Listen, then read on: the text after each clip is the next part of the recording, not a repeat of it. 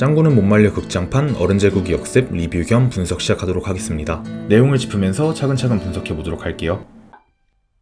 엄마, 배가 등짝에 붙었어요.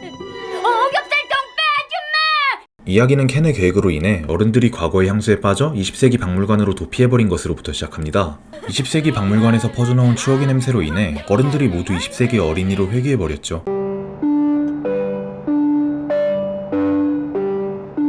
그리고 흘러나오는 추억의 음악들. 어른들은 모두 아이들을 버리고 마을을 떠납니다. 어린이만이 남은 마을, 어른들이 없으니 마을이 불도 모두 꺼져갔죠.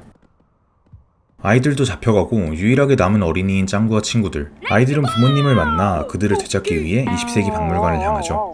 이때 추격전에서 아이들이 버스를 운전하는 모습이 참 재밌었는데 우리나라 더빙판에서는 이 씬의 대부분이 검열로 통편집되었습니다. 아무래도 2012년에 일어난 중학생 시내버스 절도 운행 사고 같은 것 때문에 모방검열을 우려한 것 같네요. 저는 잘 모르겠지만 우여곡절 끝에 짱구는 20세기 박물관에 도착하여 아버지와 만나게 됩니다. 사람들로 북적이는 찬란한 놀이공원, 어린이가 된 아버지가 그곳에 있었죠. 아빠, 저예요. 짱구가 모시러 왔어요. 저랑 같이 가요. 네. 과거의 냄새, 향수에 빠진 형만은 어린이가 되었기에 당연히 짱구를 알아보지 못합니다. 이에 짱구는 아버지에게 현재의 냄새, 신형만의 발냄새를 맡게 함으로써 아버지를 어른으로 돌려놓죠. 아빠, 나 알겠어요? 많은 분들이 어릴 적에 이 작품을 보았기 때문에 이때의 신형만이 어린아이였다고 생각하실 수도 있습니다. 하지만 이 장면에서 아버지가 진짜 아이였던 적은 단 한 번도 없습니다. 냄새만으로 몸까지 어린이가 된다는 것은 불가능하죠. 실제로 짱구는 형만을 단번에 알아봅니다. 형만의 모습이 짱구의 눈에는 어린이가 아닌 어른 신형만으로 보였다는 거겠죠. 신형만이 다시 어른으로 돌아왔을 때 북적이고 반짝이던 마치 찬란한 꿈과도 같았던 과거의 놀이동산은 그저 적적한 스튜디오에 불과했습니다. 모든 것이 그가 과거의 향수에 취했을 때 생겨난 환상에 불과했던 거죠. 짱구가 어린 신형만을 붙잡을 때 환상 속 형만의 어머니 아버지는 그를 흐뭇하게 쳐다보고는 떠나버립니다. 과거의 향수에 취해 있으면서도 무의식 속에서 형만은 어른으로서 짱구와 가족을 원한 것이 아닐까요? 지독해. 기억을 모두 되찾은 짱구네 가족은 켄과 조우하게 됩니다. 당신들 참 재밌는 가족이군. 켄은 짱구 가족에게 옥상의 장치를 사용해 전국의 어른을 모두 20세기로 돌려버릴 것이라며 자신의 계획을 모두 설명하죠. 동시에 막고 싶으면 막아라, 당신들 손으로 미래를 찾으라고 이야기합니다. 이 행동은 사실 세상을 과거로 돌리려는 켄에게는 아무런 이득이 없는 행동이죠. 켄은 단순히 과거로 돌아가고만 싶어하는 인물이 아닙니다. 켄은 과거로 돌아가 미래를 만들고 싶어하죠. 더 이상 미래는 없겠다는 미셸의 말을 부정하는 자세로부터 그걸 알 수 있습니다. 더 이상 미래는 없겠군요. 아니, 미래는 있어. 우리가 예전에 동경했던 꿈의 21세기가 말이야. 다들 더러운 욕망과 돈에 사로잡혀 있을 뿐이야. 우리가 꿈꾸던 21세기는 이런 게 아니었는데. 그는 현대에 만연한 물질주의적 사상의 혐오를 느끼고 있었고 본인이 꿈꾸던 21세기를 맞이하고 싶어 했습니다. 그리고 모두가 그러하리라 믿어 의심치 않았죠. 사람들도 모두 돌아가고 싶은 거야, 20세기로. 켄은 과거로부터 희망을 보고 있었습니다. 그리고 그걸 긍정하듯이 어른들은 과거의 향수에 취하여 현재를 버리고 박물관으로 도피했죠. 그런 켄 앞에 나타난 것이 현재를 살아가고자 하는 사람들, 바로 짱구네 가족입니다.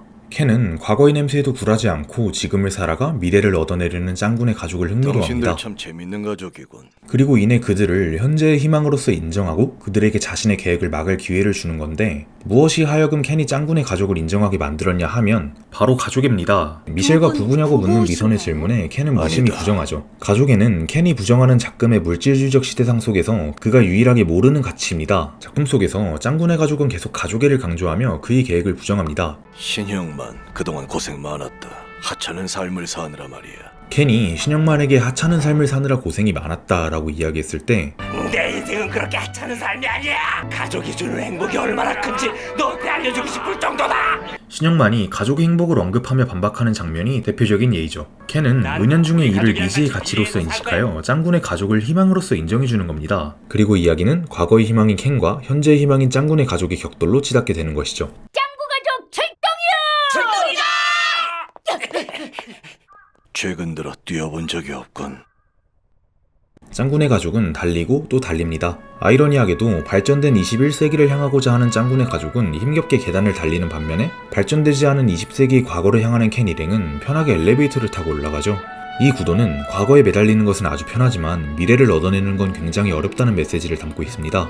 과거로 도망치는 건 엘리베이터로도 손쉽게 갈 수 있을 만큼 아주 편안하지만 미래로 나아가는 것은 계단으로 옥상까지 뛰어가는 것 이상으로 힘겹고 고달프다는 것이죠. 그럼에도 짱구 일행은 계속 달립니다. 그들은 가족으로서 수많은 고난을 헤쳐나가며 부모로서 아이를 위해 희생하는 등 그들이 주장하는 가족으로서의 면모를 보여주죠.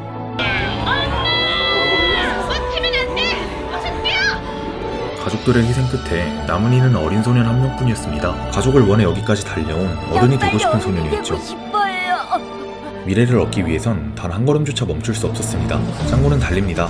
미래를 얻기 위해 달리는 짱구의 방향을 보시면 재밌게도 정식의 방향을 하고 있습니다. 그리고 이 장면의 카메라 워크 또한 아주 흥미로운 요소인데요. 엘리베이터를 비추는 화면은 거의 움직이지 않는 것에 반해 짱구의 경우는 아주 역동적이며 특히 짱구가 달리는 속도보다도 카메라가 빠르게 움직입니다. 미래를 향하는 짱구에게 미래는 아주 가혹하여 시간은 절대 널 기다려주지 않는다는 걸 이야기하며 동시에 미래를 포기하는 것이 얼마나 편한 일인지 엘리베이터를 보여주며 과시하는 거죠. 하지만 그럼에도 짱구는 계속 달립니다. 이 장면에서 짱구는 총 8번 넘어지고 일어남을 반복하는데 이는 곧 7.8기를 표현하는 겁니다. 7번 넘어져도 8번 일어날 만큼 짱구의 의지가 결연하다는 거죠. 그렇게 달리고 달려서 짱구의 속도가 카메라의 속도를 뛰어넘었을 때 비로소 짱구는 켄과 미셸에게 도달하게 됩니다. 이때 짱구의 모습은 만신창이인데 가족과 함께 할 때는 이러한 상처들이 없었죠. 모두 혼자 달릴 때 생긴 상처들입니다. 이는 부모가 자신이 그늘이 되어줄 때는 부모가 희생하여 자신이 상처를 막아주었지만 부모 없이는 소년도 상처를 입는다는 걸 의미합니다. 그리고 이는 곧 언젠가 어른이 되어 홀로 서야 될 짱구 또한 상처를 짊어져야 한다는 말이죠. 물론 짱구뿐만이 아닌 장차 어른이 될 우리 모두가요. 짱구와 켄 일행이 정상에 도착했을 때 장치는 작동할 수 없는 상태가 되어 있었습니다. 짱구 가족의 모습을 지켜본 사람들이 현재로 돌아갈 것을 결심했기 때문이죠. 사람들은 TV를 통해 지금까지의 짱구 가족의 모습을 지켜봤습니다. 이 또한 켄이 방송을 송출해준 덕분이었죠. 물론 이러한 행동 또한 켄에게 있어서는 전혀 득이 되지 않는 행동이었습니다. 결국 켄은 두 집단에게 기회를 준 것이죠. 먼저 현재의 희망인 짱구 가족에게 자신의 계획을 막을 기회와 그리고 어른들 모두에게 자신의 과거의 희망과 짱구 가족의 현재의 희망 둘 중 하나를 선택할 기회를 말이죠. 다만 여기서 재밌는 점은 켄은 자신들이 실패할 걸 이미 예감하고 있었을지도 모른다는 겁니다. 안 되겠어. 네? 장치를 보고는 안 되겠다고 이야기하는 켄의 표정은 굉장히 덤덤해 보이죠. 짱구네 가족에게 미래를 찾으라 이야기하는 장면에서 밖으로 뛰어가는 그들을 바라보며 켄은 이렇게 얘기합니다. 최근 들어 뛰어본 적이 없군. 앞서 말한 듯이 켄은 단순히 과거로 돌아가고 싶어하는 게 아닙니다. 과거로 돌아가 새로운 미래를 얻고 싶어하죠. 다만 또 앞서 말했듯이 미래는 편하게 엘리베이터를 타고 얻어낼 수 있는 게 아닙니다. 달리고 또 달려서 역경을 헤쳐나가야만 쟁취해낼 수 있는 거죠. 켄의 이 대사는 달리지 않는 자신은 결국 미래를 얻지 못하고 계속해서 달려나가는 짱구 가족이 이길 것이라고 직감하는 듯이 보이네요. 왜 그런 거지? 왜 그렇게 한 거야? 미래는 21세기는 더럽고 추하잖아. 이외에도 미셸에 관해 이야기하자면 미셸은 미래 같은 건 전혀 바라지 않고 과거만을 원하는 인물입니다. 그녀의 대사 속에는 미래에 관한 긍정적인 언급은 일절 없고 21세기를 혐오하는 말밖에 이야기하지 않죠. 계획이 실패하고 바깥 세상에 가고 싶지 않다고 이야기하는 것도 미셸입니다. 그럼